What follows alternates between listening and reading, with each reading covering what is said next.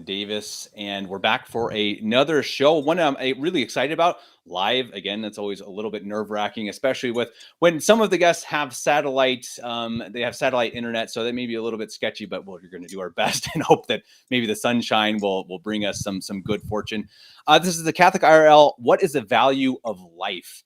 So we're talking about the value of life. We're talking about abortion. We're talking about the soul. We're talking about the science behind life. It's going to be really fascinating. I'm really excited about it, and I hope that we can bring some clarity and some hope perhaps to people who have questions about these matters that are very important, especially in the U.S. I feel like every day there's something happening in the news that's changing for better or for worse. You really see a very split demographics in terms of who's going crazier with it, who's going less crazy with it, and hopefully that's something that our primary guest Patrick will talk about. I'm also joined by Aunna and Mariah, who will help me in hosting this show and asking Patrick kind of to help guide us through this topic and talk about what is the value of life. So Patrick, I'm going to send it straight to you, and you can just kind of tell us maybe why you wanted to talk about this topic first of all, and maybe what's going on in the news, and we'll go from there.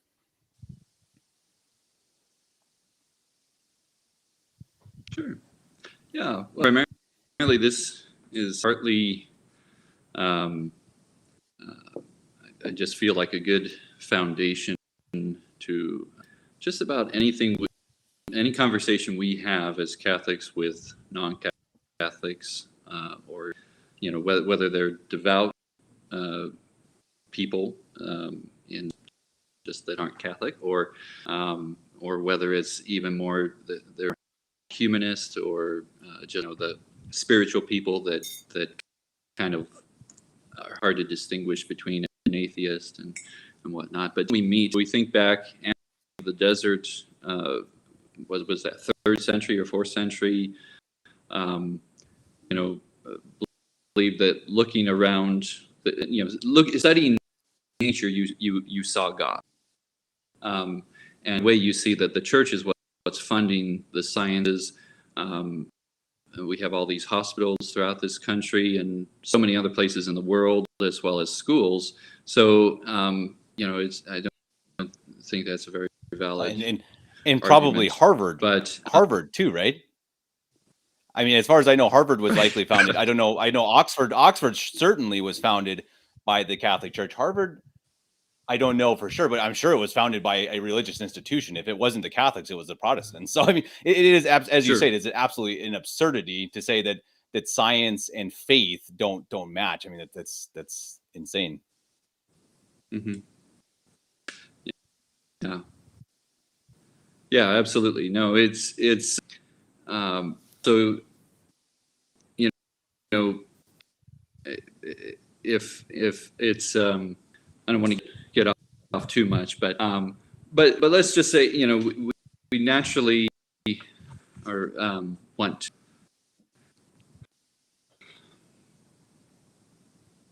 It's not always easy, and people don't always make it, and sometimes people really will try to be very confrontational about things, but obviously we don't just speak for ourselves. We're really trying, for instance, especially because of the way I try to really apply distributive justice in my life and on my route and everything, and seeing society as an extension of the family, especially the smaller, the idea of Catholic solidarity. I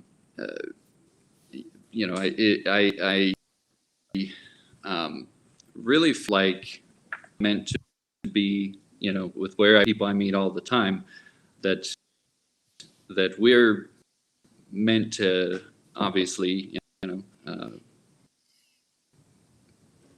be in each other's lives and be, have, ideally help each other save our souls. But, so I feel that the fact that I am where I am, I mean, at least early on, that was my,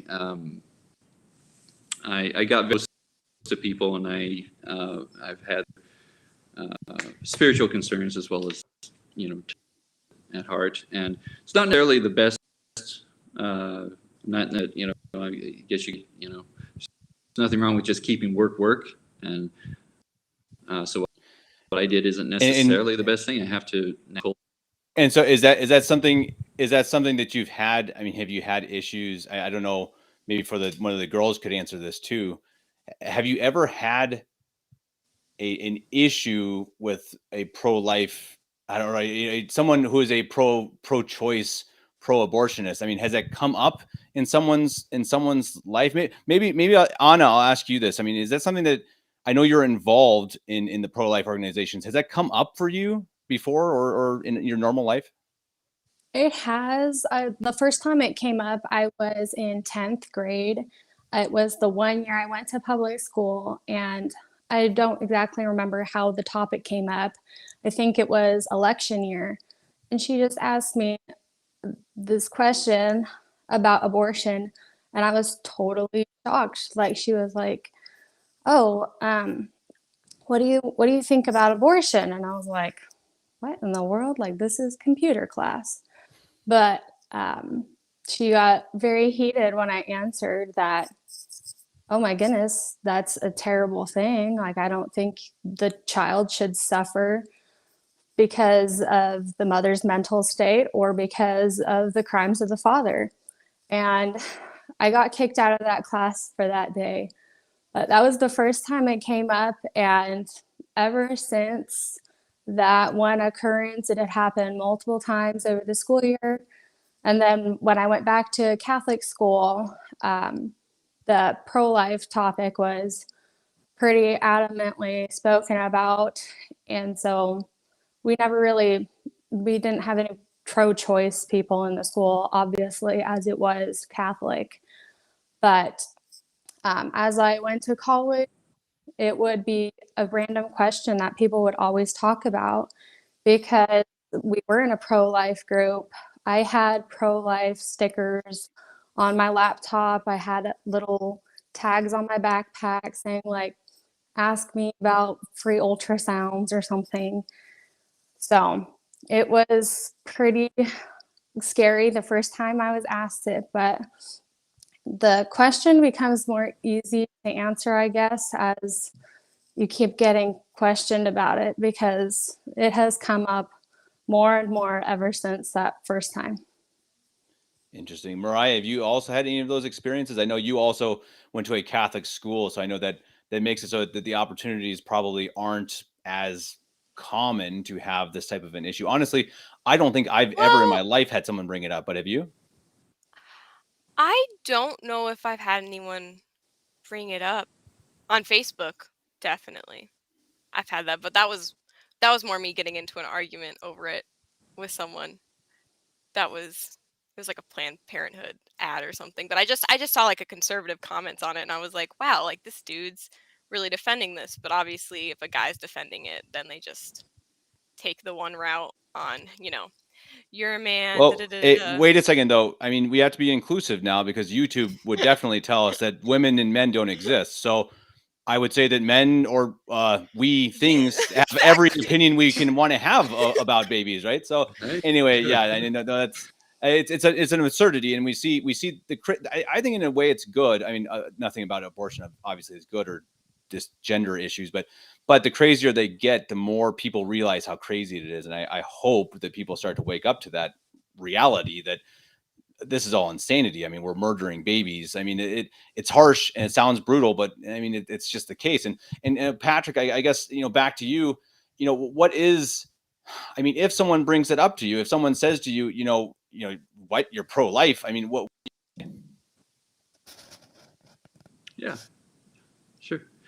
So yeah, and I did have that, and naturally, I got a lot of liberal friends that I love actually very much, and again, I've known they were liberal, and I've known I had to be around them, but I've been honest with them, and of course, 2 years it has gotten to a point that and cancel culture has really very much developed, especially where I work.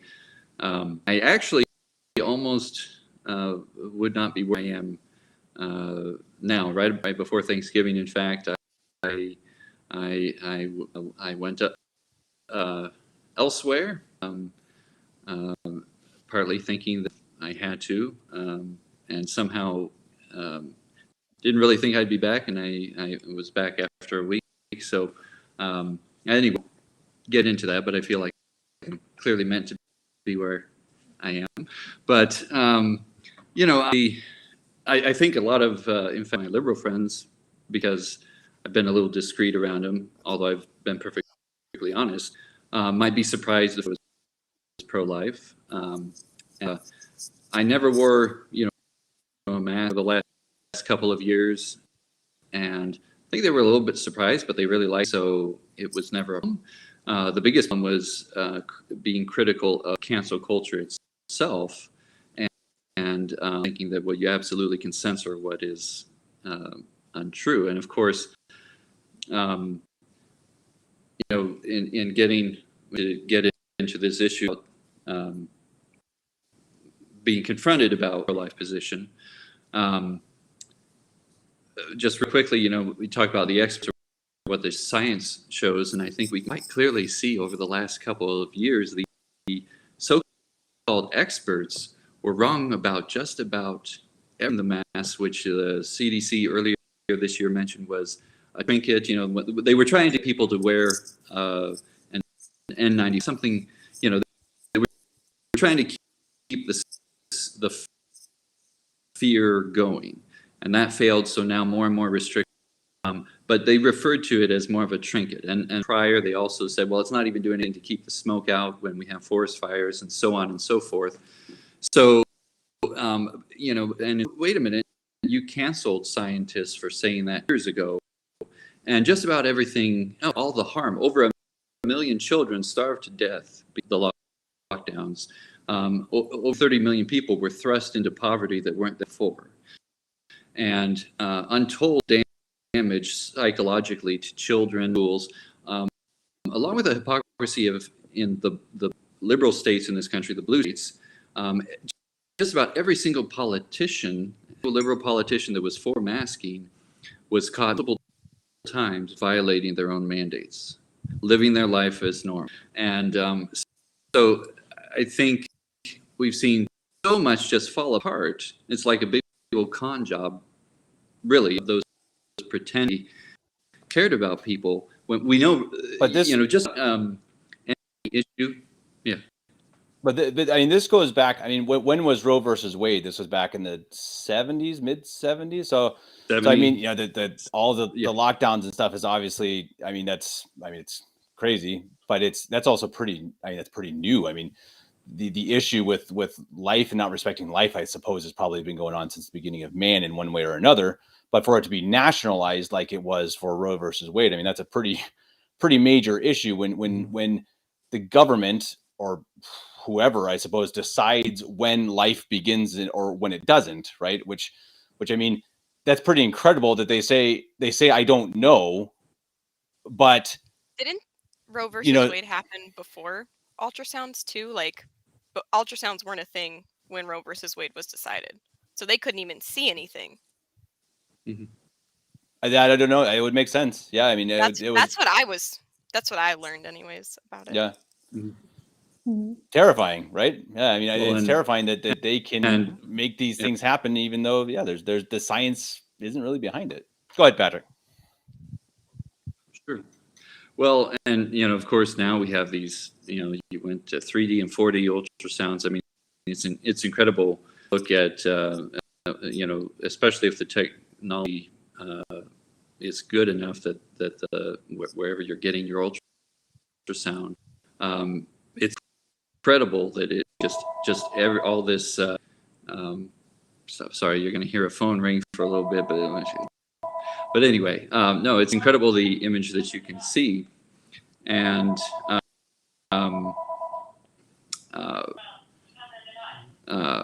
as you're distracted by your phone, it's all good. It is incredible that I've got my second baby on the way, and it's amazing that these ultrasounds can take a picture of their face, and it's like, oh my gosh, he looks just like you, or is it like, wow, he's got a big nose, or he's got these huge lips, and it's like, what? Yeah, how on earth can I tell that my 8-month-old son, in the womb has big old lips in it, what his face looks like? And it's incredible. And the technology is absolutely, amazing.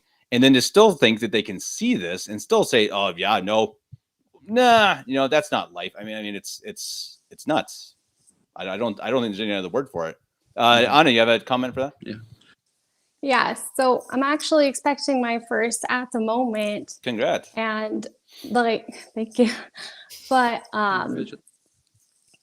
you don't necessarily even need an ultrasound to understand that there is another living being inside there, especially as the mom. Like, this child is clearly growing. I'm clearly showing that there's a child growing rapidly inside. And I was feeling movement as early as 16 weeks. And the fact that people were okay with still aborting a child, that, I guess, technically that's a late abortion. But that's absolutely absurd that that's allowed. Right. And not even just that it's allowed, but it's unfortunate that society has brainwashed these women into thinking that it's okay. Not even just that it's okay, that it's what it's expected. And that's what, I think that, there are some issues that we can tiptoe around, but I just, for me, and maybe I'm wrong here, but for me, I just don't see how this is one that I think you just have to say how it is. I mean, how can you possibly think, and even if you're saying back into day one, you're saying, okay, yeah, after 5 days, or the heartbeat, or, says who is making this judgment of when life begins? So some scientist or doctor says it begins in week 10. And so before week 10, you can just kill them. It's insane. Mariah?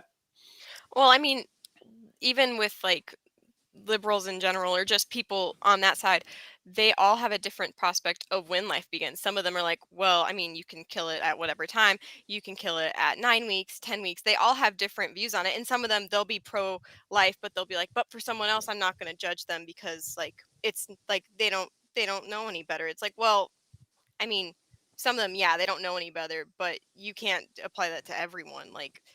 There's a point where you have to teach them what the real thing is. Yeah, they all have a different prospect on things. And we talked about this in the podcast with the priests on Thursday or Friday about, what is we can reason, what we can come to with our brains, and with reason, what it comes to with emotion.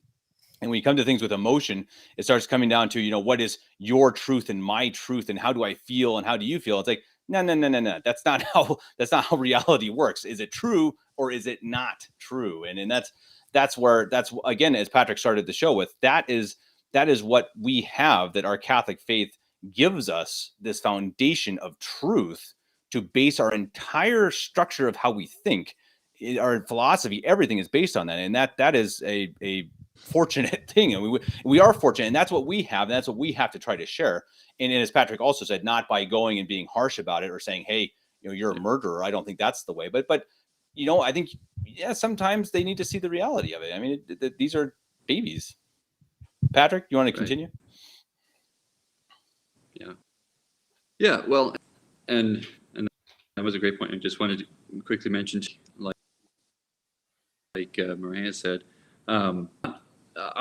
obviously a lot of different opinions as to when life will begin. Everyone draws the line somewhere. I say primarily the majority of that are for it would probably tell you that life begins at birth, when the child is born.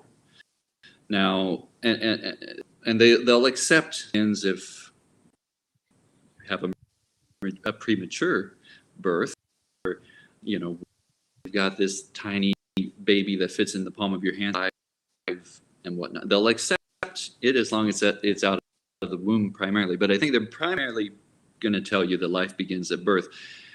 The more radical element, especially the politicians themselves in this country, are pushing, of course, for infanticide. If the child's born and you don't want it, you can just set it over in a corner to die or whatever. In some cases, it's like, oh, let's give them 24 hours to decide it.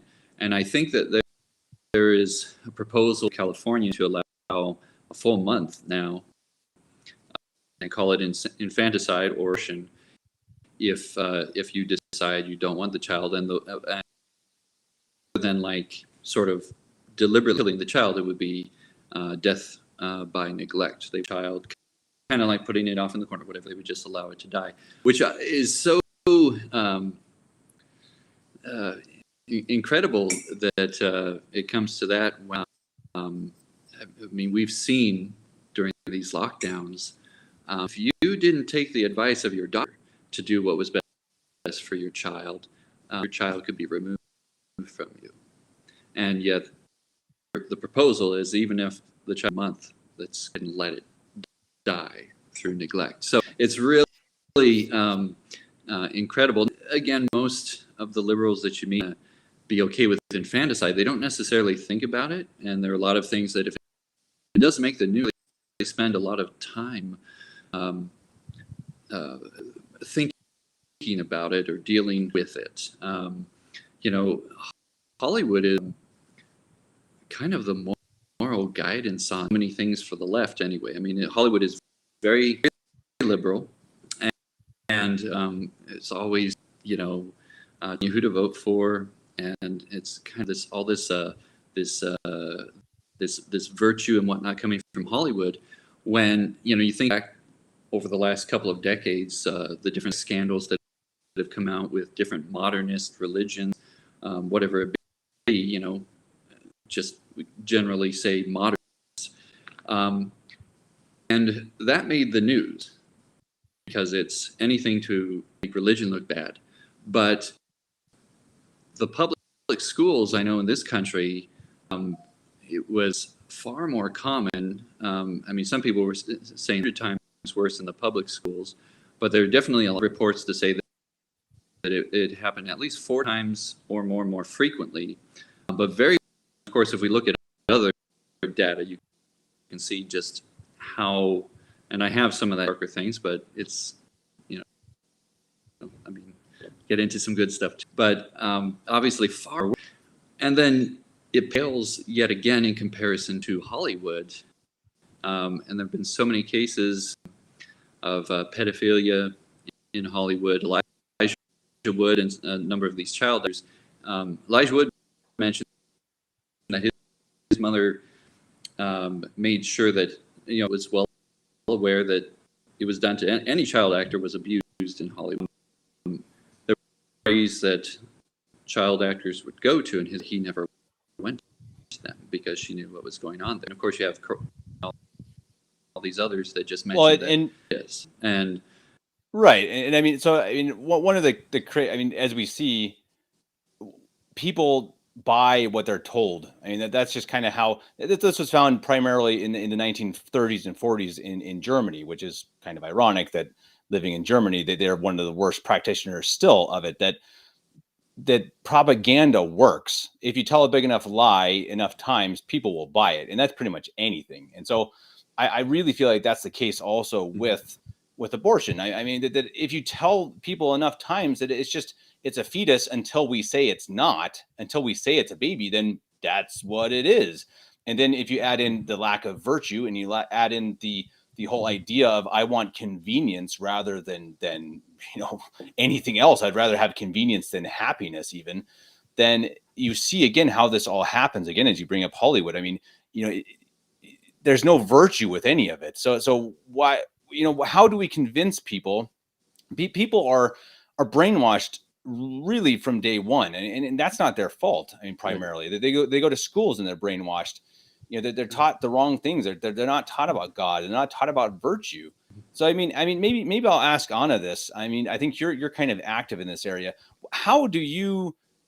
Yeah, I mean, how do you try to reach people who? I mean, a lot of this probably is just ignorance. I mean, do you reach it through, you know, nice, kind words and trying to teach them, you know, facts, or how do you try to reach out to people? Well, it's kind of a different approach for every person. People will come up to you aggressively. Usually you have to like do what our Lord says and be kind. And by being kind, you're heaping coals upon their head. So that kind of gives them like that little shock that, wow, this person is being kind. Like, I don't understand that. And other times you just have to show them what abortion is. Other times you have to show them the facts, the science. A lot of the time where pro-lifers go wrong is they use the word right, because the other side, the pro-choice side, uses the word bodily rights. And they say, well, right to life. And I personally don't like that term, because who gives you the right? I mean, we obviously have constitutional rights, but neither of those are explicitly in there. I really think the word right kind of stemmed from the Enlightenment, where like the Greek term of virtue or the Christian view of charity was totally overlooked and kicked to the side. So for the most part, when I'm trying to help a certain person reach an understanding of what abortion is and why we need to care about it, my ultimate goal is to make them realize we do this out of virtue and out of charity. No, I think that's a really good point. And as you say, with rights, it's really a misunderstood point, and it's something that it's again, it's ironic that the government tells us that all of our rights, everything that we're able to do, comes from the government, right? That it's like I just think that's it's always kind of a funny thing. It's like the people in charge are telling us that they're in charge of telling us what we're allowed to have. I mean, and go ahead, Patrick. Maybe you can say what a right actually is.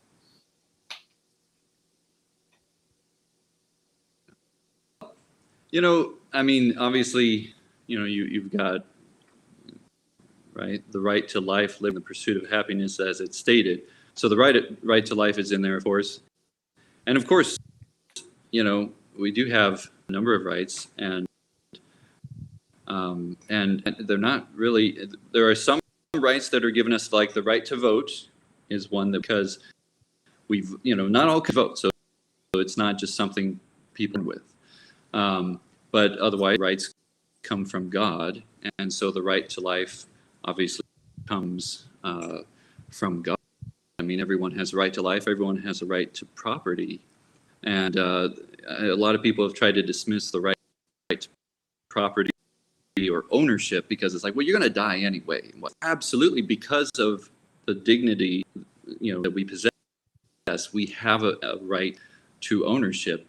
It's also quite necessary for, the family is older than society, and society is really family for the benefit of all its members, and we absolutely have a right to ownership as well, even though not everyone's going to have it. But if you have that right, and you still foster it, and it is quite necessary for the security of the family.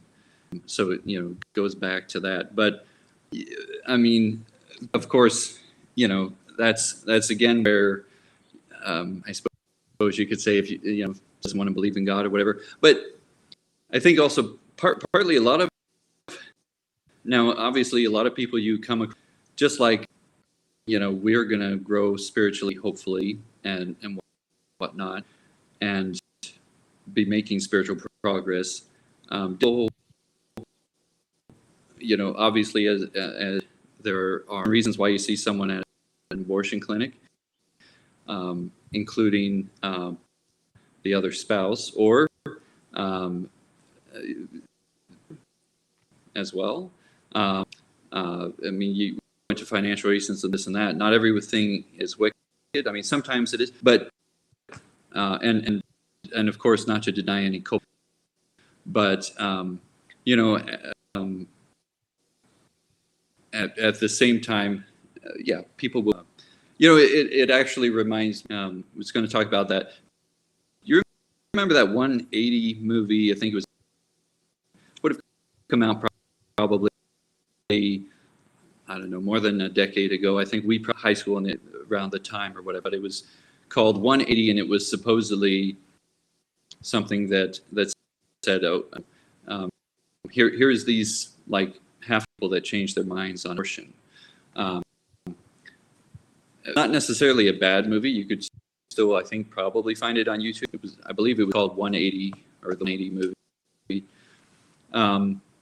But supposedly this was kind of like anything that goes around to cause the students and everything.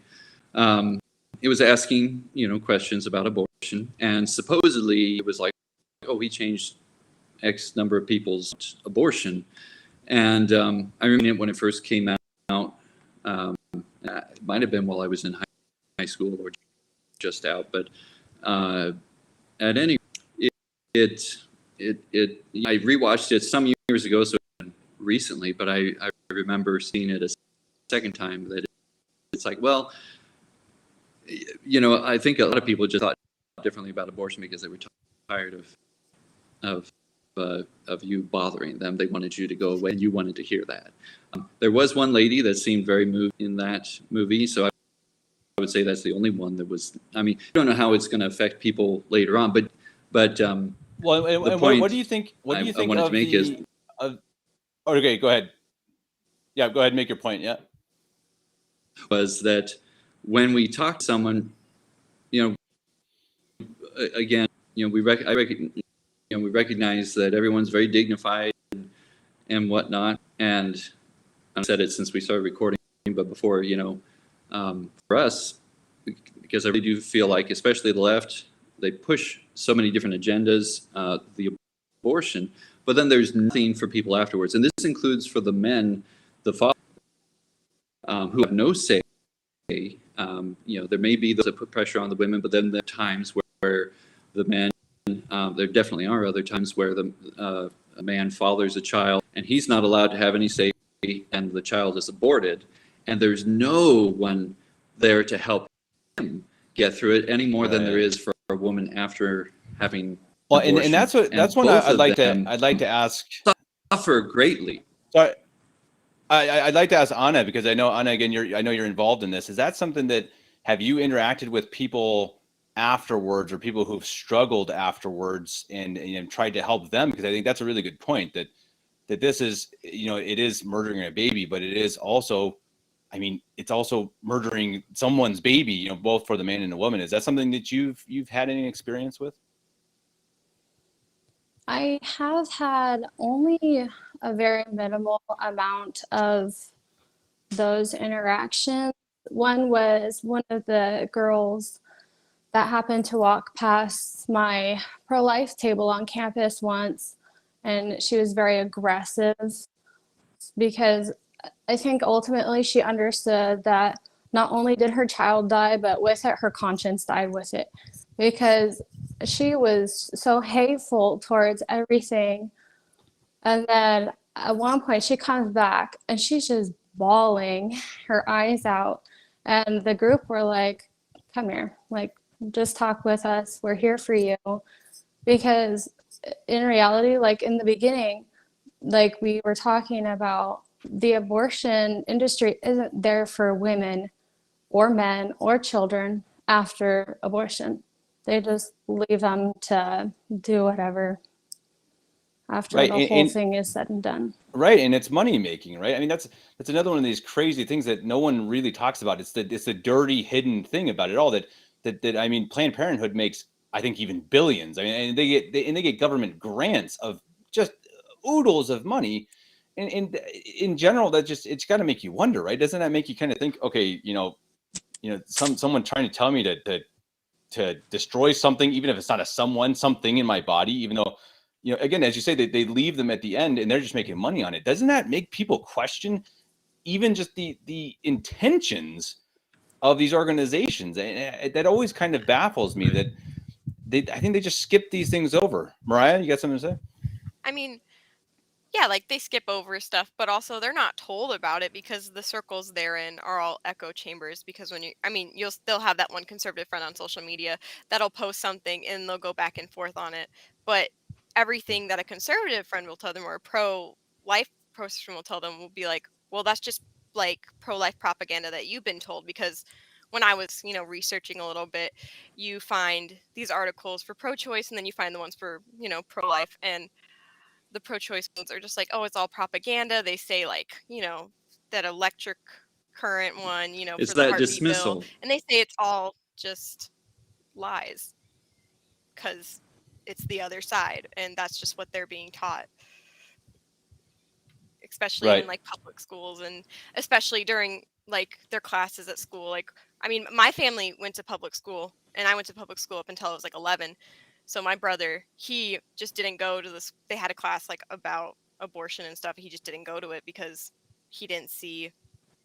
I mean, he at the time he didn't know enough to like be able to defend it, but he's like, I'm not going to be in here and like condone that they're teaching this. So he just got up and left, and he wasn't there for class. And you just, it's very hard, especially for them to see that everything they've been taught and told is wrong, and that they, you know, they trust their teachers. Their teachers are people they look up to most of the time, their parents, you know, their doctor. And when they get told by especially a very aggressive pro-life person that everything they're told is wrong, you're not right, like this and this and this, they don't see the charity that you are expecting, and they're just even more confused, and then they get angry.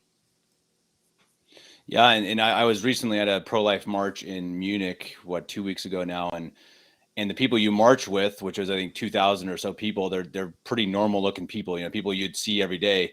The people demonstrating against you are not normal looking people, and that's just the truth of it. And that's being nasty maybe, but it's true that they're not normal looking. They honestly, some of them even look possessed, I think, but they look very disturbed. They look like they're miserable people, and honestly, as I walked by them, died a long time ago. Yeah, they're just miserable people. They don't know happiness. They don't know where to find happiness, and probably they've lost a part of their hearts, at least, from having had an abortion, most likely. And it's tragic. I mean, it's absolutely awful. Patrick, you want to continue? Well, and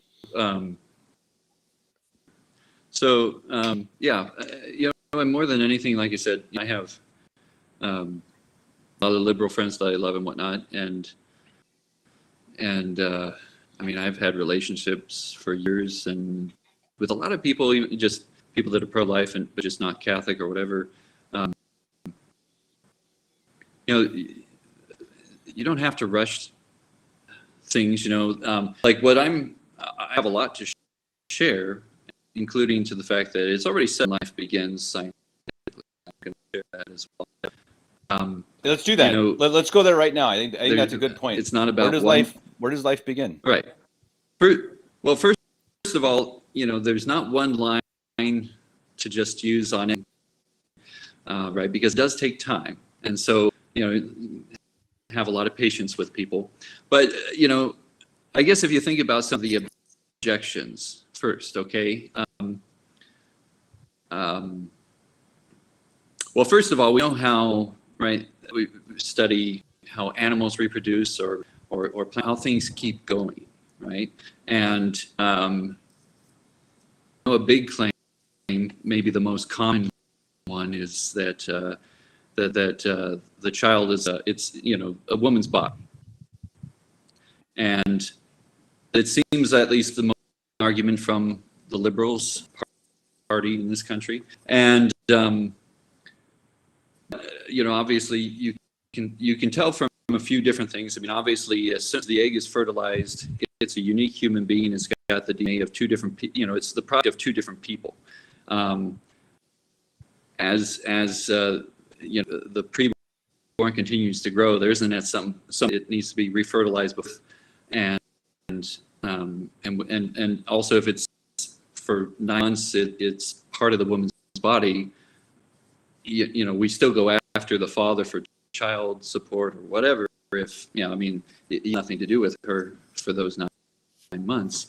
But I guess you could say kind of the biggest thing is, because we do know how animals reproduce, like how Agnor approached it, which was, how does reproductive options basically for reproduction? And so the first one would be, if we look, in the world around us, if and not a man's, and that would suggest, because child's attached, that would suggest budding. So asexual, which would mean that half of all women are hermaphrodites for 9 months of time because they have both male and female organ. And it would be really raw scientific world. It would demand look, but science believe that we reproduce through budding, quite clearly.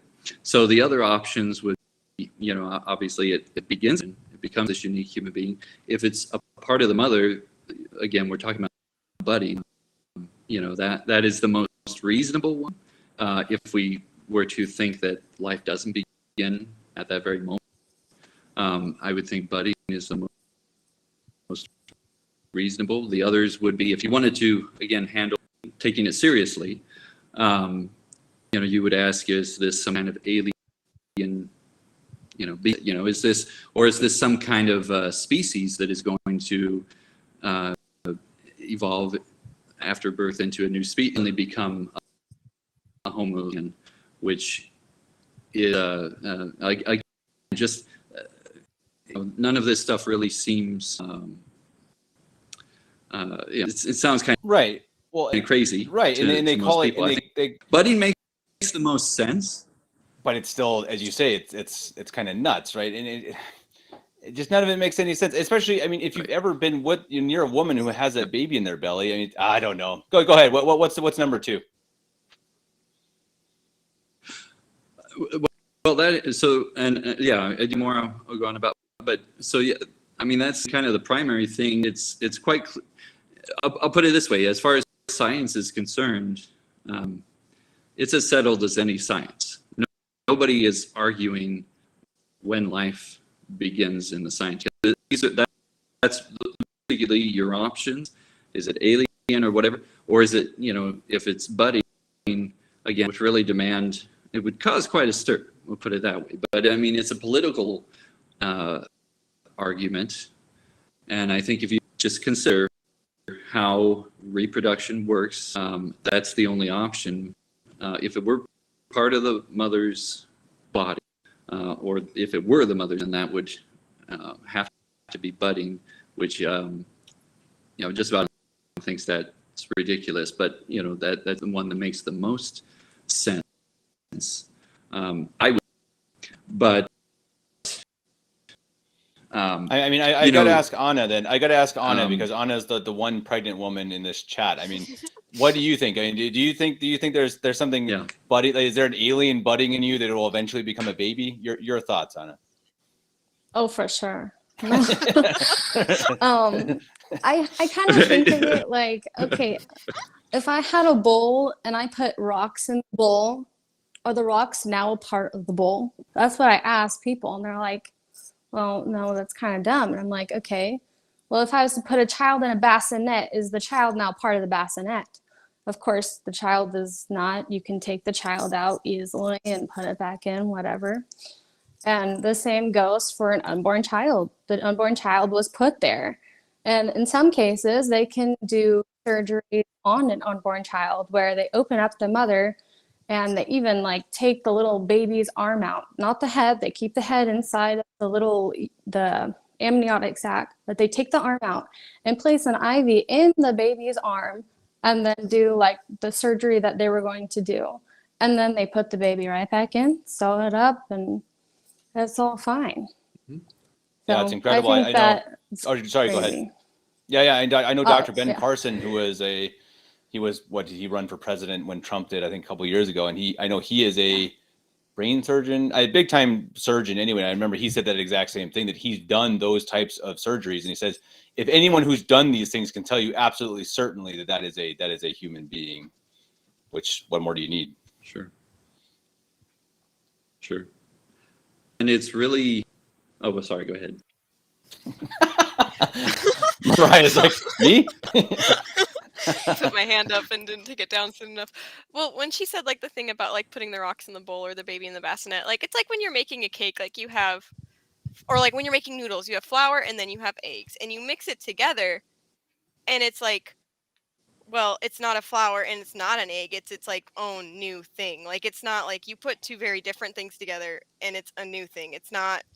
It's part of the egg and it's part of the flour, but it's its own thing now. It's going to go Like, it's a new thing. Like, But that's but just but but this is what's even crazier about this. This is what's I think the craziest thing about the entire thing is that they say okay, you put the flour and the egg and the sugar and you mix it all together and it sits in the oven for 9 months.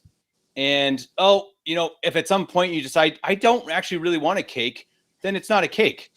But then if you decide, oh, I do want a cake, then you take it out of the oven and it's a cake. I mean, it's absolutely insane. And I can't buy into any Or- logic that anyone can possibly have for this. like so I remember watching like a TV show probably 10 years ago. It was like a Law and Order one, but the lady died and so did the baby, and the guy had murdered both of them, and they're like, well, we're trying to get him for infanticide because he killed a baby, and they're like, well, we don't know if it took a breath or not because he was like they're like, it didn't breathe yet. I was like, but and so like these people are like, that's what, and they're all super mad because they were about to like, they were about to win the case, and it's just like sitting there and it's like, so because the baby didn't take a breath, it's now not a person. But in another case where a girlfriend or another person is told to take pills and doesn't know that they're, like the pills that are going to kill the baby, she takes them, and the boyfriend is charged with murder for the baby because that's her baby. But in another case, it wouldn't be charged as a human because it's not wanted. Right. And There's no sense. There's no practicality behind it. It's purely based on what's convenient.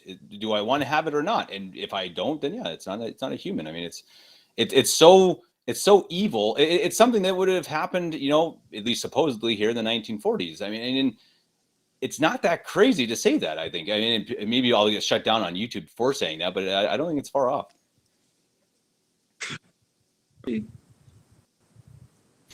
Thanks, Patrick. So, it's really interesting. I think fascinating as parents. Again, we just can just see more and more how the data supports, the obvious really, but, I've always shared things with how, if there were turtles or this or that, or some kind of animal's eggs or whatever, it's like suddenly that's life, whereas a born human isn't. But a fascinating thing as a parent, and now I've got 4 under 6, but with our first one, there's so many resources to know exactly how large the preborn is for each. You can literally follow it week by week, learn, Right. Comparing the size of how large the pen is to whatever's comparable to of how it's growing and how large it is, but also when, for instance, it can hear when it gets an independent heartbeat. And you realize too, another fascinating thing is that there's a relationship there from the beginning, and not other. As soon as the child comes out, the child already knows the father and knows his voice and any siblings in the house. You've already got that connection. Skin to skin's great right after that because a lot of different reasons, but you already have that bond that forming comes out. The child owns the household, and of course, many of the emotions of the mother as well. And as states trying to a few of the country, there's the talk about when a child feels pain. Is one of the things, and it's I guess that's gone back in a few years, but obviously some states have been successful in really restricting abortion, not getting rid of it altogether. It's but to where after just a few weeks you can no longer have an abortion. Well, but I want to go back real quick. Sorry, I want to interrupt you real quick because you made a point I really want to hit on, is the feeling pain, because I think that's a really interesting. Maybe you were going to go there, but I just want to make sure that you were, because I think that's a really interesting discussion. That's because it's something again that I've heard them say that it's like, yeah, they feel it at, I don't know, 20 weeks or something like that. I don't remember the number, but to me, it's absolutely absurd science. So maybe if you have some stats on when that actually is, and it's a whole nother, Sure. I could do a whole nother podcast about garbage science and this idea of, I see these articles of, these scientific articles of, something like, did you know that dogs hear their names backwards, or something that just like, there's things like you literally can't know that. And I think that's the case with a lot of this garbage science with abortions too. So maybe you can tell us a bit about that. Yeah. I think it is around, at least what people claim. I think it's around 20 weeks is the most common one now. So it all depends. And even neurosurgeons, the atheistic ones, or primarily, I mean, this is again a worldview. You look materialists, and not that we don't listen to what they have to say. Again, have faith, and I could see myself being for these well-known atheists. Many of them are actually very brilliant, but they just no faith at all, and obviously they do not, and they're very culpable of some very bad things. But I know that they would just shut us down sometimes because it's like, oh, well, don't bring God into it, whatever, But so I don't mean to, do see that they are. But how do they say 20 weeks? How do they say 20 weeks? What is the conclusion that they can say 20 weeks? Yeah, say 20 weeks because they can. No, there's not really any. I you could say it's not. It's really actually what science is. It's a misrepresentation, really. In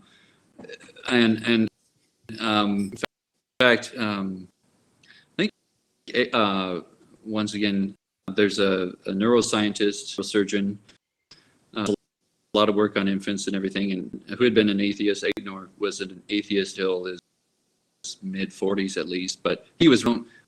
Personally, I guess to be for now, I don't actually believe there's any true atheists, because I think most people are opposed to God. I think we all ultimately know,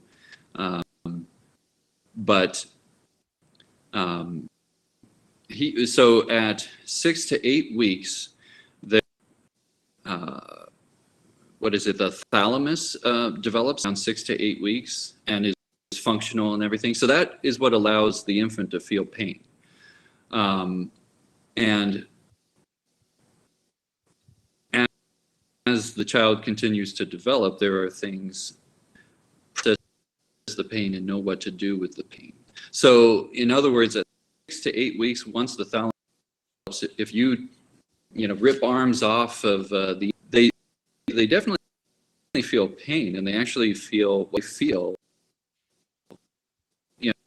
because that's the other thing, is that you'll get scientists that rationalize that's bad or whatever, because again, it's like you've heard probably the argument that it's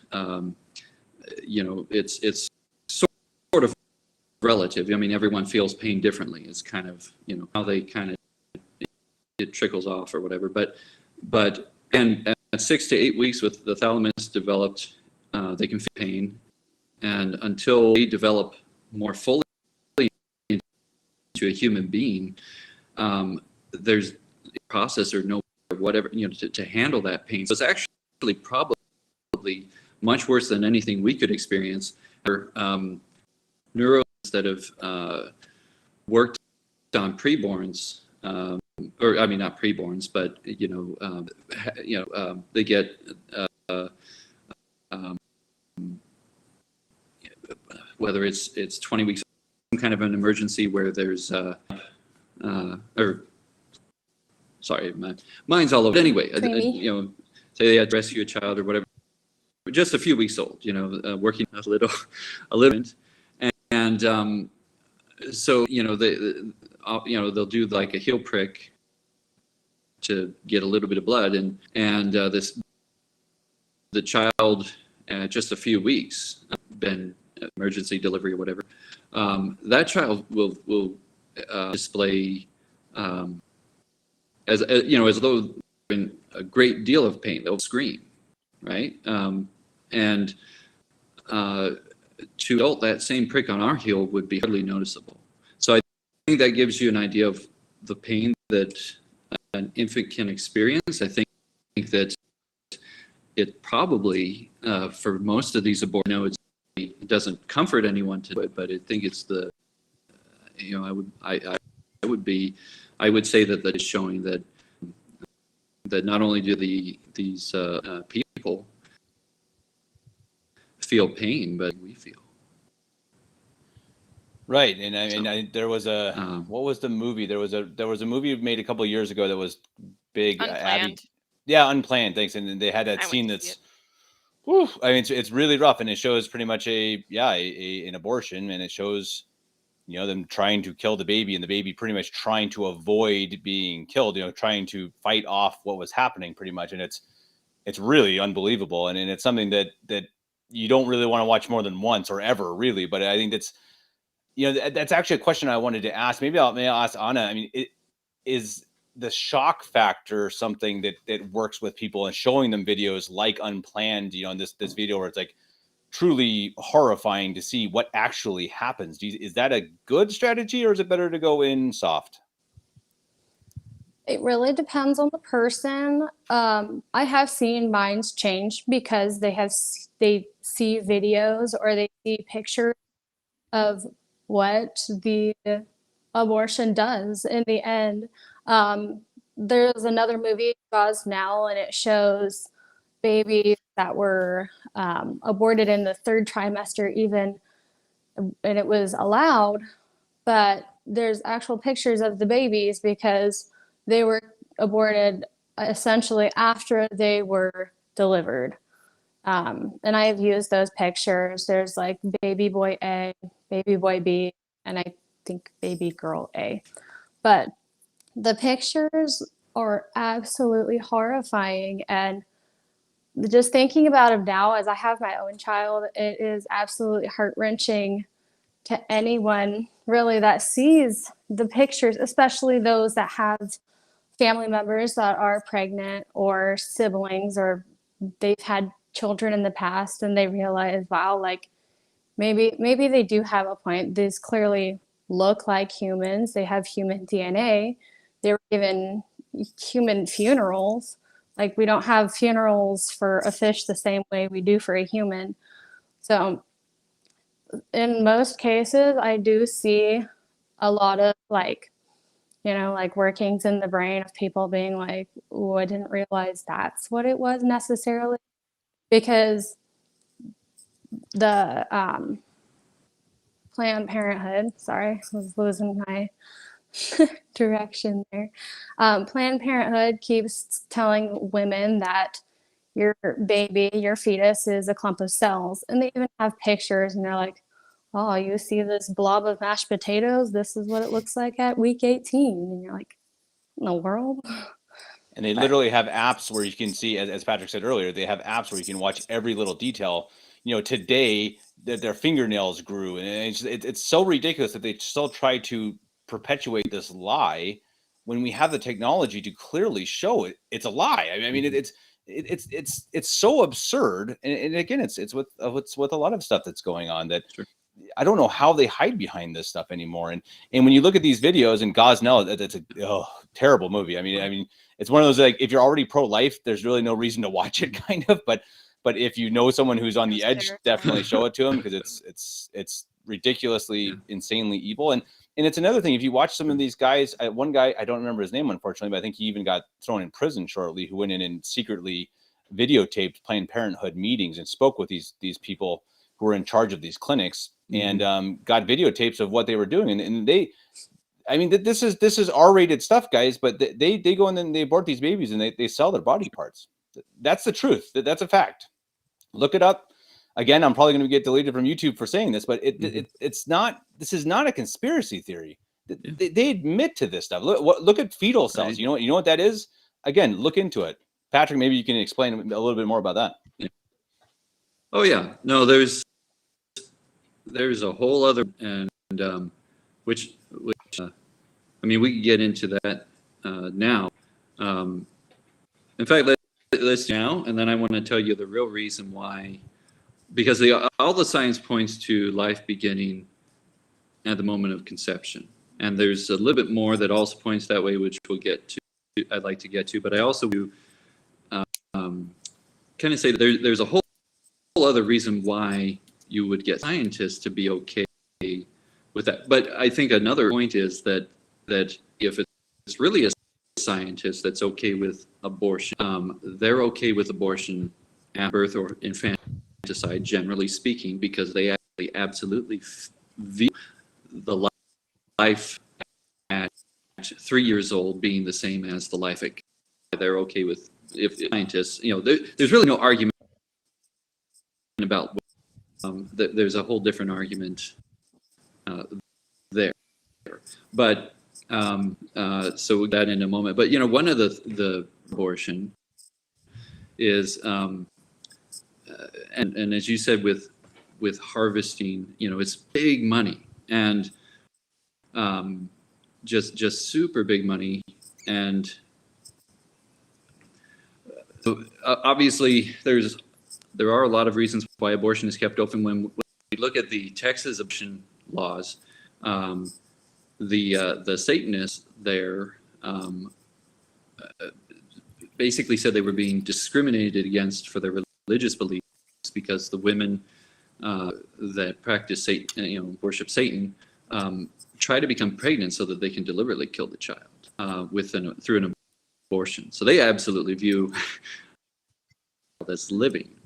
But then there's a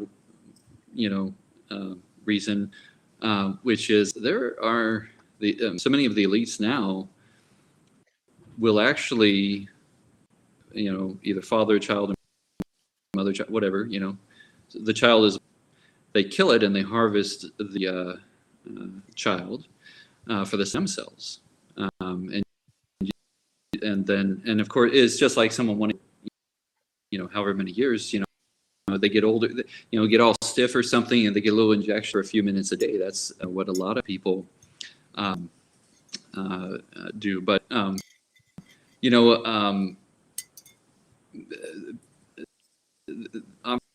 obviously, we talked about the pedophilia being so big, but, and maybe I'll just, did you ever hear about the case? You're in Germany, so you may have, and I don't, slightly closer to the UK. I don't know if you would have heard, or maybe there are things similar happening in Germany, but as we said, there's a lot covered up in the sex scandal, far worse than anything that actually got reported. There was total silence, so most people have no idea that something so bad was happening.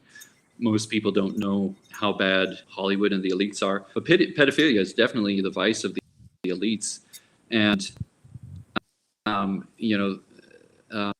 with our borders in this kind of the debate, and the left seems willing to have open borders, even though there are 4 borders for the Ukraine and other countries, that they somehow demand open borders here. But a lot of it, we know that in addition to the Journey Across, the sex trafficking has been horrible.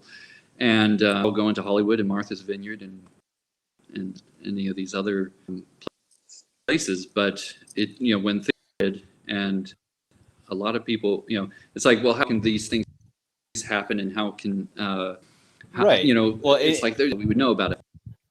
But it really brings up. There's a good comment right now from Sadie Mount Martin, which I think it brings up kind of what you're mentioning now. Is it's the lack of virtue and the lack of God in our lives. She says, how do we combat the groupthink that occurs and is taught in schools from the time kids are small? That's where we have to begin teaching our young people about the sanctity of life, and that's so true, and that's exactly right, and that's kind of what Patrick's saying. I mean, everything is so immoral, and you have these sex trafficking, all this other stuff, and as you see, when you don't have the respect for life, you see all of these other evils. Mariah, you have something? Right.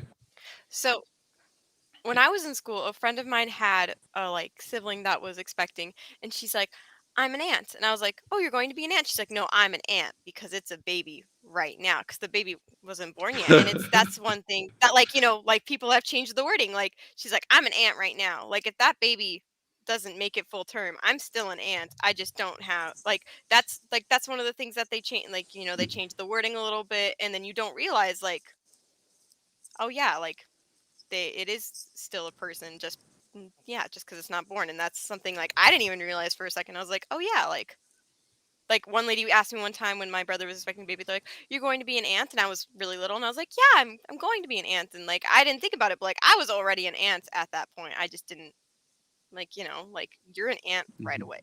Sure. It's just you're a dad right away. But that's a thing they Right. teach in schools. Right. And when you see again, yeah, exactly. And what's our purpose here? What's everyone's purpose here in life is obviously to know, love, and serve God, and so we can be happy with him in heaven, right? That's the first step of catechism. And that's ultimately what we have to get across to everyone, right? That we have an ultimate end, and that end is heaven, and that end is happiness. There is no happiness here. And I think that's what you have to try to convince people of, that the happiness they seek is never going to be found here. It's never going to be found in in trafficking people, in money, in having a few extra years where you can work your job rather than having a baby. And I think that that's really part of it, that if they realize, okay, God has to be first, or nothing else ever will matter. Go ahead, Patrick. Yeah. Well, and that right there is the reason why pedophilia is the vice of the elites. Money, covetousness is the root of all vice, right? Which is why I have a lot of criticism for free market capitalism as well as socialism, but they're both, it's, you can't run a society based on greed, justify it, because it's old. And that's why we have all the vices we have today.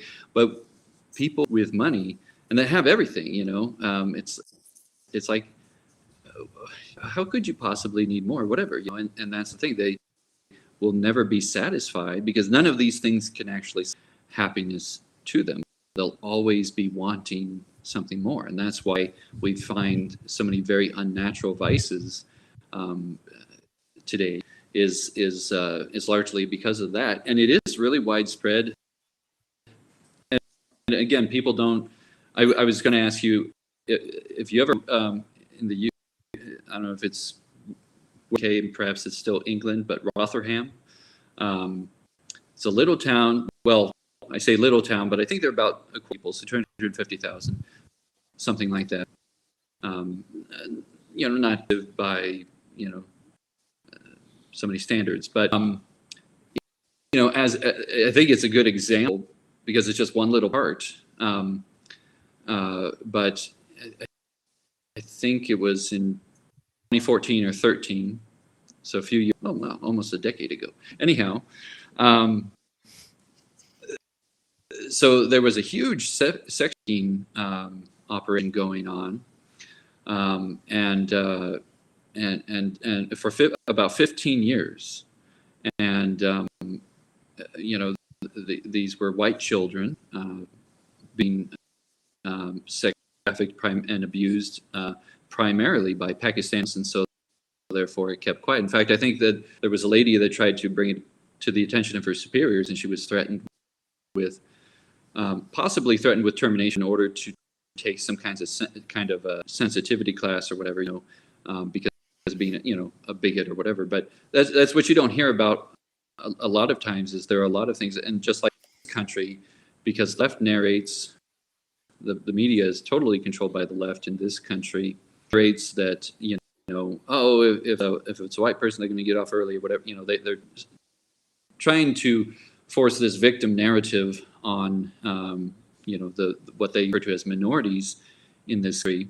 And obviously, feeling sorry for yourself, victimhood from a religious point of view is a horrible, and it's a wicked thing to make anyone feel like they're a victim, but it happens. But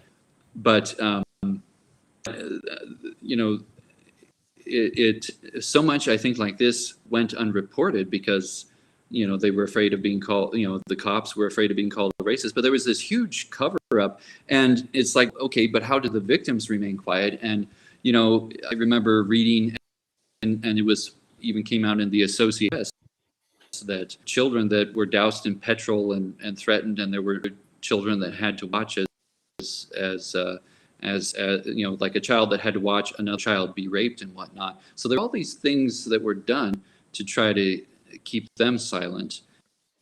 And obviously for many years, it ultimately, the truth's always going to come out, and I think it did. But, you know, you can see where, and little things like that come out everywhere. But, you know, Rotherham, for instance, being so much worse than any of the sex scandals that were reported on, especially due to the level of violence. Shouldn't we know that name if we know any, you know, if we're aware of any sex scandal? Should we know about Rotherham? And that's just one, you know, it was also mentioned in the article that many of these other towns near Rotherham experienced the same thing. But this was just to do with Rotherham, and I think that they mentioned basically Rotherham number 100. Oof. Yeah, it's crazy. And So, as you say, I mean, how have we not seen these things, and how are people not aware of what's going on? And ultimately, that's just not something we can answer. And I mean, it's not something we'll probably ever answer. I mean, there's only so much we can affect. And I guess, I mean, again, you look at Anna, because she's the one pregnant one here. Sorry to always pick on you, Anna, but you know, I mean, I think that what we can do, or Patrick's got 4 kids under 6. You know, I mean, you're not there yet, Mariah, but I'm sure you'll get there here eventually. But you know, to be able to go and have a big family and have young kids and be pregnant and happy, I mean, I think that means a lot. I mean, I don't know, Mariah, if you, or not Mariah, I'm sorry, Anna, if you have any experience with that now. Is that something that, do you think that affects people? Do you still go to pro-life things while you are pregnant and try to show, hey, look, you know, I'm really happy with my situation? Yeah. So like I said, I went to the walk in January, and that was when I just started showing, and people definitely were like always coming around being like, wow, like I can't believe you're walking this whole march pregnant. I don't know how I did it, honestly, because I was tired. But everybody was like, wow, like that's so cool that you're doing this. And we still go to Planned Parenthood. That's just always been our thing. Like our first date was praying at Planned Parenthood, my husband and I. So we always go. That's just something we keep close with us because it's so important to us. We just did a diaper drive 2 or 3 weeks ago, and people obviously know that I am expecting a baby now. So yeah, and it's pretty exciting. You did say it was like almost life-changing, and it's true because I have a very big family. My mom just had her 13th a month ago. So my mom and I were Your pregnant mom at the had same another time. one. It was an interesting Cool. experience. That's awesome. Yeah, but life with a big family couldn't be more exciting and just honestly uplifting. When we all go to the store together, everybody's like, wow, like you all are so well behaved. And it's like, well, yeah, the little kids learn from the middle kids who learn from the older kids who learn from the parents, and everybody's just Now, see, my getting along. mom was always like, yeah, they are. You want to take them? I'm kidding. Oh, I'm kidding. golly. She didn't know. My grandma did say that, and she only had 1 kid with her at the time. Oh, was that you? I would assume. No, it was my cousin Yeah, in sure, Colorado. yeah. But no, it's really beautiful, Mariah. I keep getting your names mixed up on it. I mean, I think that's the way. I mean, that's the way we do it. I mean, 13 kids, and that's awesome. I mean, that's how we win. That's how we win. I mean, there's just no other way. I mean, having big families, being good Catholics. I mean, it sounds simple and it sounds cliche, and I know it's what we always talk about on the show, but that's really in the end, because as Patrick says, I mean, you know, Rotherham. I mean, what can we do about it? I mean, if you see something like this going on, then yeah, obviously say something. But I mean, it's rarely going to happen that you will, and so we just kind of have to unfortunately live through it and be the best we can and have big families. And yeah, Patrick. Yeah. Well, and yeah, I mean, and a lot of what's going on in society, I always love what St. Francis said, which is, you know, sanctify yourself and you will sanctify society. Don't worry too much about, you know, and so many things, even especially politically. I mean, we should some extent as well. Anyone with a right to vote. I mean, as the head of the household for the men, we have to be more aware. I just tell my wife so that she doesn't have to, especially as a mother with some of these things, it's not very easy. I'm sure pregnant one here to hear things because your emotions are all over anyway. But there's a lot of wonderful things, and I should share a fun and a really cool tidbit. But primarily, obviously, even though these things are horrible that happen to us, in a sense, they're a distraction. In that it's about our relationship with God and just getting to heaven. And it's so you live one day at a time, and in a sense, distracted off from what you're supposed to be doing, and really, you don't. It's just like raising kids. It's not like there's just some magic formula or anything. You just try to be a saint yourself and raise saints, and that's it. And you virtue because you be patient with everybody. That you're not too hard, and realize every moment is a learning moment from the moment of conception, for that matter. But if you get upset, even if it's a just anger, your children are learning. Some want to always practice patience if you maybe are justified. But a cool thing though about the relationship, and you may already know, between the mother and child, obviously once the child is born, they basically give the mother cells, stem cells and whatnot. So there's this really amazing relationship throughout life. But the other really fascinating thing that really is sort of an affront to is it just you just can't explain it from a physical or a materialist point of view. There's no explanation, right? Just watch. I mean, go to one of these mothers. Yeah, right. Sorry, just real quick, but go to one of these classes, one of these birth classes, and just see how birth actually works, like actually how it happens. And you're gonna be like, okay, yeah, this is miraculous. This is something that should not be possible. It shouldn't be possible. I mean, how the baby, literally just how it's in there, how it comes out. I mean, it's mind blowing. I don't know, Anna, have you been yet to one of these birth courses? Well, Sorry, Patrick. No, go ahead, Anna. I didn't necessarily go to one. I listened to like a few podcasts for like birth classes, but I used weren't you in the delivery room for? Yeah, I did work in the labor and delivery for a while, so I've seen quite a number of births with my eyes. So I'm kind of like already prepared for what's coming. I feel pretty confident in what I saw.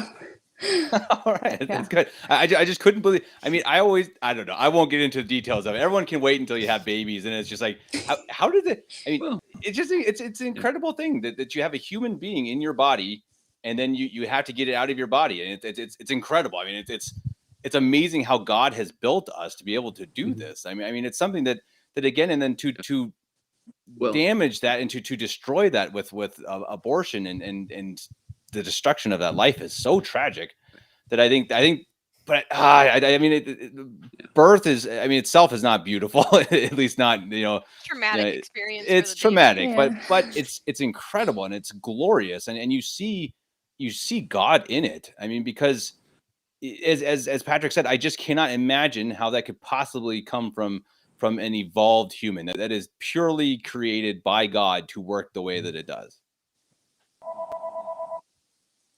Someone's calling into the show, so let's pick this up and we will. Well, and I know, but Patrick, I want to go. I mean, we've kind of gone a little bit off, and we're coming to about an hour and a half right now. So I want to. The point that you mentioned one time that I really wanted to talk about is the the point of life. I mean, when is that? I think that's a really good point that I think you've wanted to bring up, or you tell me the most important thing you want to mention before the end of the show. Okay. Well, I mean, life, when it begins, is established. Oh, I did just want to point out, though, when if a mother nurses the child, whatever the child is experiencing, if it gets sick or this or that, the milk automatically changes to whatever the child needs.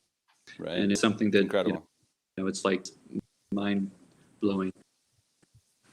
But to me, so, as far as science goes, there's no argument about when it's clearly at conception.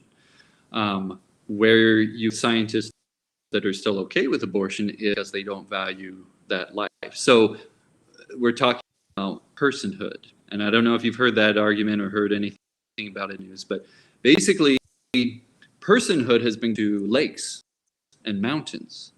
And so for the preborn baby, it's human, but it's not a person, is the way that it would be viewed. So it has to do with your capabilities and what have you, even though you can argue whatever about the lakes and rivers and whatever else they want to save.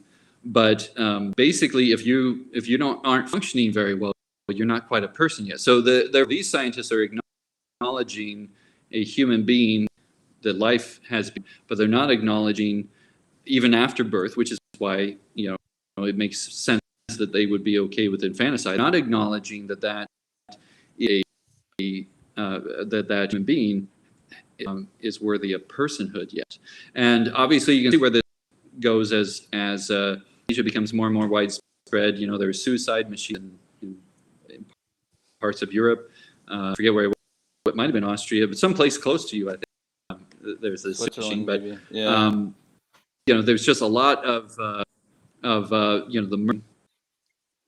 and it really comes to thing.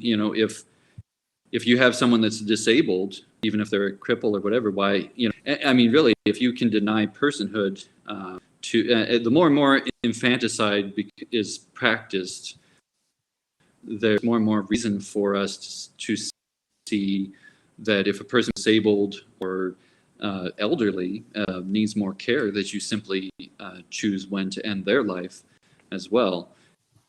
And let's let Mariah comment. Mariah's got a comment on that. The other thing. Sure. I mean, it's like they'll give personhood to like all these other things, and they'll be like, well, it's an unborn baby, but they'll give more respect to an unborn dog and to animals because that's their take on it. Like people who are like dog moms and stuff, they're like, it's my baby. Like since that's their thought process on it, they'll just like they give personhood to an unborn dog. Right, because it's not inconvenient. But they won't give it to a but yeah. Mm-hmm. Right. And I just remember like it's just so stupid. Sorry, keep Patrick. Yeah. Well, go ahead, Patrick. Well, and it's sometimes called the quality of life ethic. You find stuff there, but basically, I mean, what it sounds like. They decide you're just not worth saving. I mean, even with a lot of, I mean, we know some of the numbers over the last 2 years of that particular thing were inflated. I mean, and it has been admitted with people even dying from attacks or being shot and just being listed that way. But the other thing is a lot of people were just left to die because it was determined that they weren't worth saving or the quality of life wasn't there. I know of one lady whose husband was in the hospital for the thing, and they had made mention about him. She managed to get him removed and into another hospital, and almost instantly he was doing better. So they had chosen, they had made up their minds about whether or not he was worth saving. But obviously a lot of, well, I won't stay on track here, but obviously there have been different, especially with, well, can't help but think of Darwin, because I'm about to speak of Woodrow Wilson, a president of this country, World War I and whatnot. He was a Democrat and he revived the Triple K. He saved black supervisors and segregated people, and he told them that it was for their own. What he called cut the colored people, the term they were using at the time, that it was, the justification was it was for their own good, and that he wanted a society that was more based, more or less, these are the words, I'm not a direct quote, but it was more or less based on Darwinian theory or whatever versus Newton. Isaac Newton, this idea of gravity is something you can't see, and the mechanicalist of his day, and then anyone especially leaning more towards materialism, the mechanicalists thought this ether was keeping the planets in orbit, and so Newton kind of rocked all. Some of them actually were theists as well. It rocked a few people because it's the idea that it's something you can't see, and Newton believed it meant that, of course, he believed in God, and he thought that God had to constantly everything, basically creation, and obviously that was inconvenient. And I think that's why Woodrow Wilson said that way. And the Triple K really revived him, and whatnot. And obviously that they really had a power. When you bring them up, I'm sorry, I've got to bring up eugenics again, because Margaret Sanger, the founder of Planned Parenthood, is a very well-publicized, well-known Nazi supporter and eugenicist. She publicly stated several times that she wanted to she wanted to, what did she even say? Right. She wanted to lessen the black population. She was a pure-on eugenicist, racist woman. She was an awful human being. She founded this company. And Planned Parenthood is towards like the minorities too, because they always bring up like, for sure, the like the minorities, and they'll be like, well, this is so horrible for black women and Hispanic women, and they're having such a hard time. They're so poor, they can't take care of kids. And I'm like, I mean, I guess if you want to, you're pushing your agenda and you're getting it done. Right. In eugenics, if you look back, Sparta or Norway, the Vikings, they would kill their elderly and their babies they didn't want to. And we got to really remember that a lot of these, not all of them, but many of these things were stopped by whom? The Catholic Church. The Catholic Church. Yeah. Patrick, back to you. Right. Well, and obviously, again, here, it's just like Woodrow Wilson was the benefit of the blacks, right? And by the way, the majority of the blacks in this country were Republican. By the end of the 19th century, over 90% were literate, and many of them, there were even blacks that held political office. So really goes against the narrative that is pushed in this country. I mean, the Democrat Party was not only the party of slavery, but we see Woodrow Wilson, and obviously the party of the Triple K. Triple K really rose to power in the 20s. $1 million that the Catholics in this country raised to help the Cristeros, that the Catholics in Mexico when they were being persecuted. The Klan was able to raise $2 million. So every $1 million we raised, the Klan raised $2 million to send to the Freemasonic government that in Mexico that was, as we all know, was crucifying and just executing priests and religious and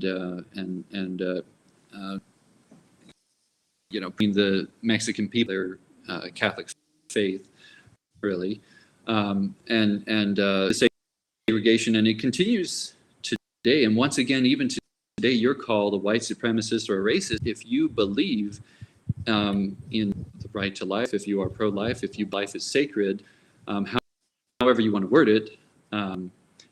If you are against abortion, that is somehow racist and white supremacist, even though,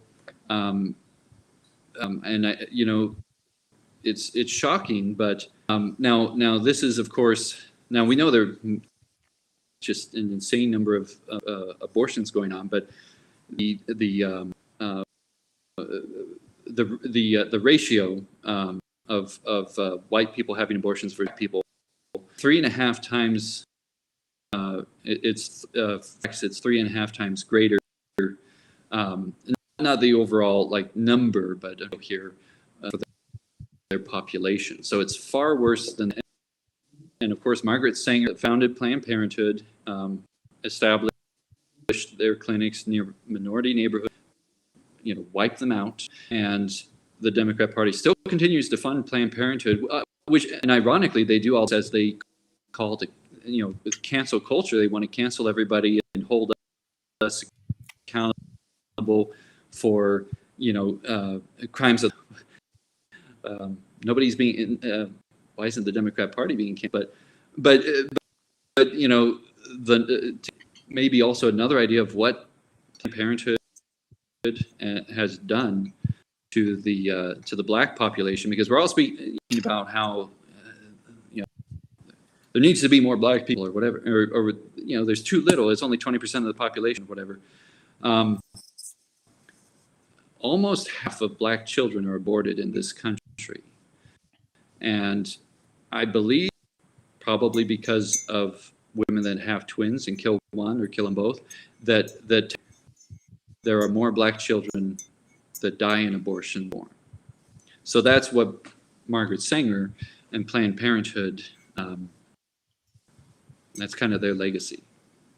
Well, and we gotta, it's one of those crazy things as a sports fan, I see all the time, the Black Lives Matter obviously is the big thing everywhere and in sports especially, but I remember for a while, maybe a couple years ago, the all lives matter thing kind of started to pop up, and there were a couple players who were saying all lives matter, and they just got pounded into the ground for literally saying all lives matter. They didn't say black lives didn't matter. They just said all lives matter. I mean, it's an insane thing that you see.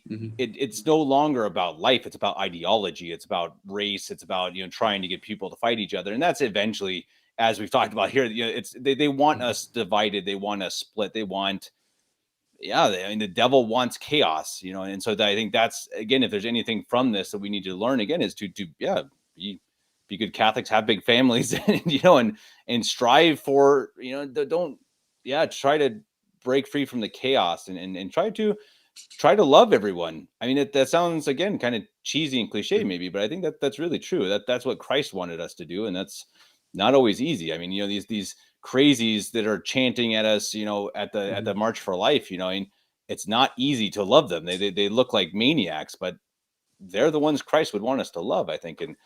And I think that, I think this is a good time to bring this towards an end. Patrick, I think I'll ask you for your last thoughts. I know we could go on about this for probably a couple more hours, but if you have any last thoughts or last things you want to say before we wrap it up. Okay, I know we could have an endless. Totally. Well, it is kind of an endless subject, so I want to speak real quick. It's pretty fascinating, and again, a lot of these things, of course, obviously, I don't know, with all the sex trafficking once again, and the grooming in schools, we've got 5 that are trying, that to teach them to choose some kind of gender. And I know in Washington State, it's actually the teachers have to sign some kind of like a non-disclosure agreement type. They cannot tell the parents what's been going on unless they get permission from the children. And if you're grooming this 5-year-old into all this stuff and to taking just take all these something other than what they are and take hormones that are going to suppress things and whatnot, it's a scary time. I mean, you'd be crazy to have your kids in public school these days, but anyhow, but we may just share some thoughts about soul, and I'll see if I have something in there too about religion. But this, I obviously, we're talking about materialism is we would list. There are a few of them, and just because of preference, they would prefer to be called, but it's kind of the same. It's ultimately the same thing. They only believe in physical things and nothing. And so that's another thing I said with personhood and whatnot. It's just ultimately, that there are people on the street that are ignorant about when life begins, and that we'll get into. I think most commonly that life begins at birth. But the science totally settled that as far as anything is settled. I mean, you can always challenge. Nobody's arguing it, and so it's respect that life or have any value for that life, and a lot of it goes back to, I think it was Descartes that separated son and body, and so, and that's another reason why you have some in this country, incidentally, the majority of those that have been diagnosed with mental health are liberals. That's just what the data shows. But you think about they have more feelings, Patrick. Psychology. I know, but you think of psychology as well. If you're not treating a human, you're just treating a body, and you believe that consciousness is the product of physiological function. So it's just and really treating a human being.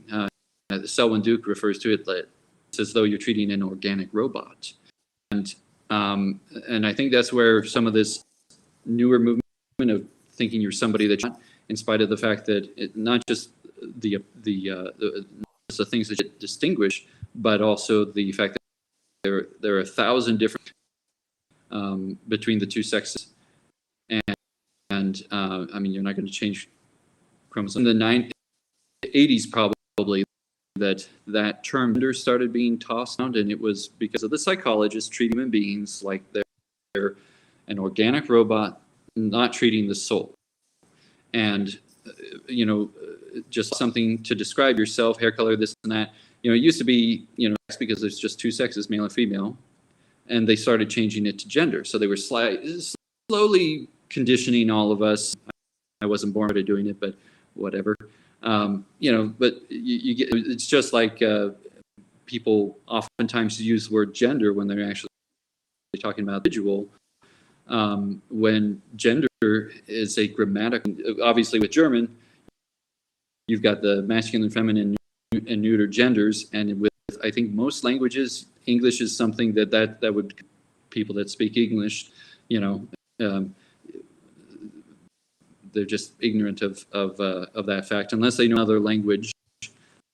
But at any rate, that's a lot of the big push, I think, comes from being us, like we have souls, and I mean, they're going on there. But at any rate, I guess I should get back to consciousness because again, we're wise. But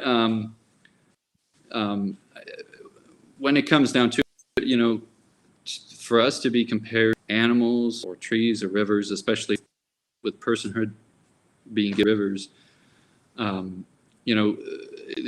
it's this denial that humans are exceptional and all other things that God created, and that we know we're going to live for eternity where all this stuff's going to pass away, and you get compared to computers or this organic robot. They really have in order to be able to try to pass that off, because humans function much differently, and a robot or a computer is always superior when it comes to planning things. I mean, everyone works around computers or has even what would be considered in their place of employment, but ultimately, just like planning routes out and for delivery companies, not everyone knows that the computer is inferior, but if you dumb people enough and so that you don't get from them, then they're more comparable. But the computers never have any meaning, whereas when we think it's always about something. And there are some fascinating things that have gone on that show that consciousness is not the product of physiological function, and so therefore it supports the soul, because it's like, well, where's it? So I guess one thing is, we're made up of 40 to 100 trillion cells that replace every day. Billions of them are replaced every day. And we go through a lot of changes, and there are different parts of the brain that could produce consciousness. So why aren't we many different consciousnesses? Or why throughout our entire lives do we remain the same person? And I think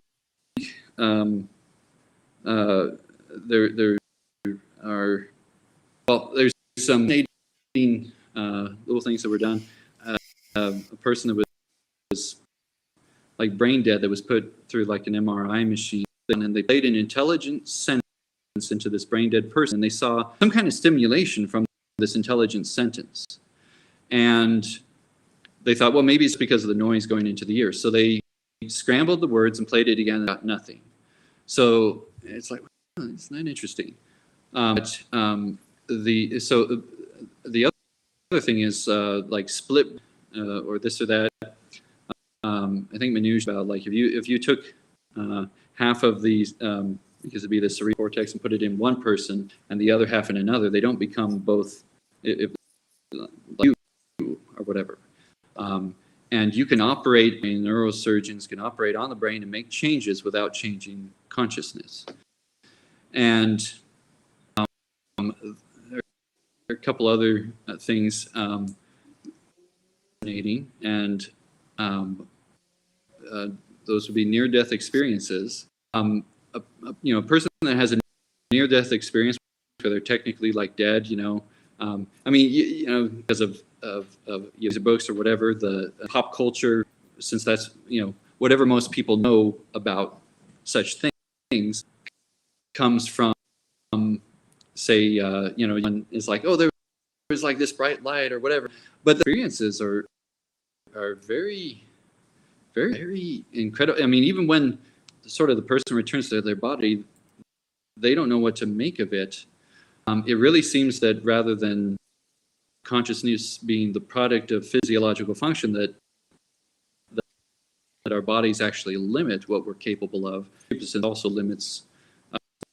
We all have concupiscence. Your child is guiltless and innocent when they're young, but they have concupiscence, so they're still going to do perhaps something you tell them not to do, not because they have concupiscence, right? They were born with original sin. So it seems to limit us. But the other really fascinating is that there are people that have been blind from birth, that have had near-death experiences and experienced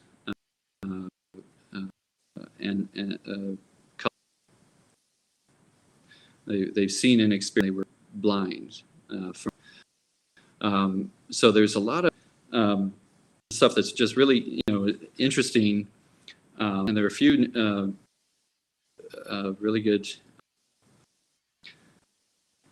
scientists out there just studying these things, and it's like just no explanation. The opposition comes from a lot of people, the physicalists, for instance, as we would call them, materialists. Again, they just don't want to believe in non-physical. But obviously, when we think of the world around us, there are a lot of non-physical things. There were a lot of people upset with this idea of gravity because they couldn't see it. And there are a lot of things we can't actually see on any level, even under a microscope. But one of the other things that Egnor points out is that helped with his conversion was you can't see math. Math isn't physical, and yet mathematics is so important for science. If you can't trust that, you do anything. And yet, we can out and we can do this and that, and mathematics is literally in everything, but doesn't exist as anything physical. And there are just a lot of things like that just can't be explained. In the quantum world, you can have entangled electrons. You stimulate one electron, it will cause another electron when you measure it, it'll cause another electron to spin. They'll spin up and down. So the one electron will spin, and the other will spin in the opposite of the one with it, which it's in demonstrations to show that it doesn't matter the distance. So theoretically, we'd all accept, scientists would accept that one electron could be on one side of the universe, 93 or 94 billion light years, and it would take you like 93 or 94 billion light years to circle the universe in its current phase. It's of course expanding, but theoretically, everything that's been demonstrated would be presumed, so that if you it happens simultaneously, I should have said. So in other words, as soon as you measure one, the other one's stimulated. So theoretically, if you measure one and the one with which it's entangled 50 billion light years away, it's going to react instantaneously. And it's just baffling that something would travel that much faster. That this would happen instantaneously. So there are a lot of things that plague the physicalists, and I think you can see a lot of people go back and forth. Einstein, of course, compromised himself because he thought the universe was eternal. When you think of Stephen Hawking, the wheelchair physicist that everyone was familiar with, he realized that energy and space at one point didn't exist. So for a period, at least, he was believed in a most that we would just be one universe that was perfect. But with how fine-tuned it is, it doesn't matter how many other universes are spat out of whatever machine he thought of. I mean, just don't really improve of everything being so perfectly tuned in our universe. But died, he made a statement which made me think that he didn't believe in the multiverse anymore, and that was that because there's such a law as gravity itself. Now, obviously, the law of gravity, if there's nothing physical, no matter energy or time exists, then or whatever, these guys, there isn't a good explanation for how things begin and they kind of go forth. But it really just seems to again, it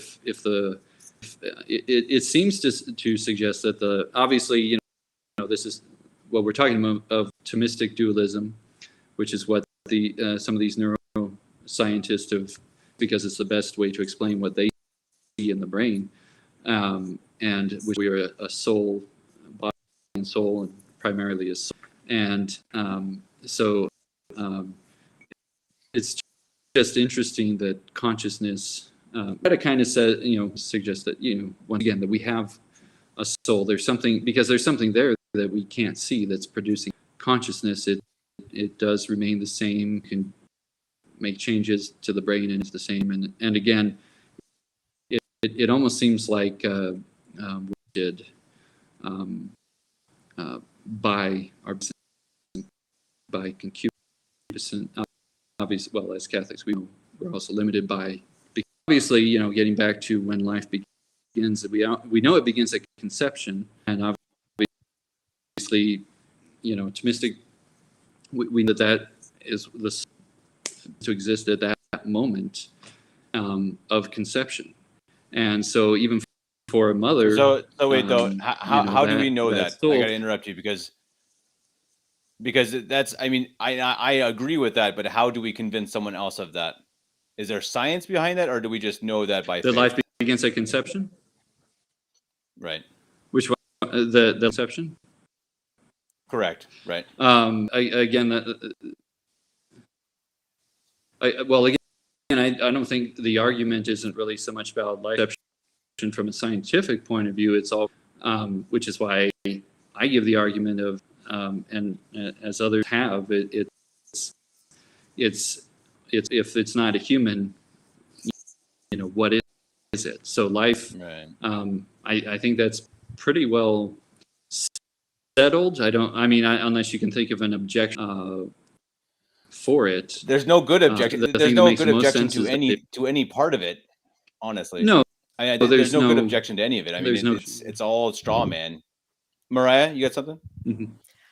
There was a point, I think, in history where they, like, I think it was the Dominicans and a couple of the different orders were trying to decide if, like, you know how the soul, like, if it's a plant soul or an animal soul, and then it comes a human soul, but like it's a human soul right at conception. And so when you were saying that thing about if you stimulate one atom, another one in the universe will be stimulated, and it's, I think it's a not a like a doctrine, but there's a belief that, like, you know, like everything has like at least a material soul. Like animals have a soul, but it's not immortal. Sure.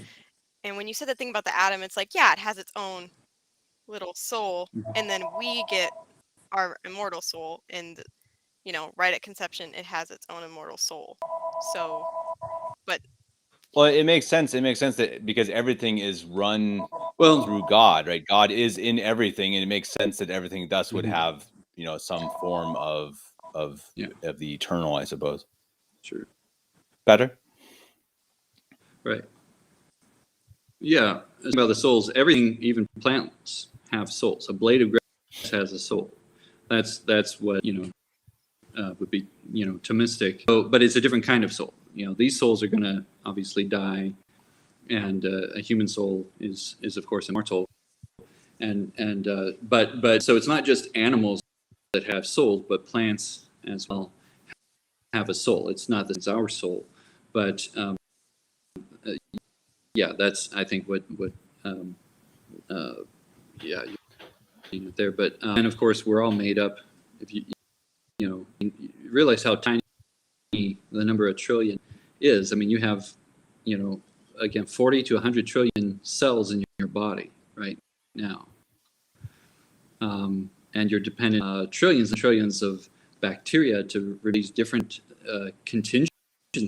We're contingent upon so many different things, which is another uh, well parts suggency. We as Catholics, we know that God is simple, pure spirit. He's not made up of parts. And that's again another thing that threw off so many of the materialists over the years. When you get to Hubble and whatnot, you realize that the universe was ending, that it had a beginning. The Big Bang Theory, different things as they're happening is upsetting, and each upset the materialists because especially before, well, and right before that, Hubble and everything, because Einstein thought the universe was eternal, and so it was this idea that it wasn't eternal, and so it had to come into existence, and so that's anyway. I'm strayed a little bit, getting back, I guess, again. To No, I think it's good. I mean, this- I think at this point, beginning at conception.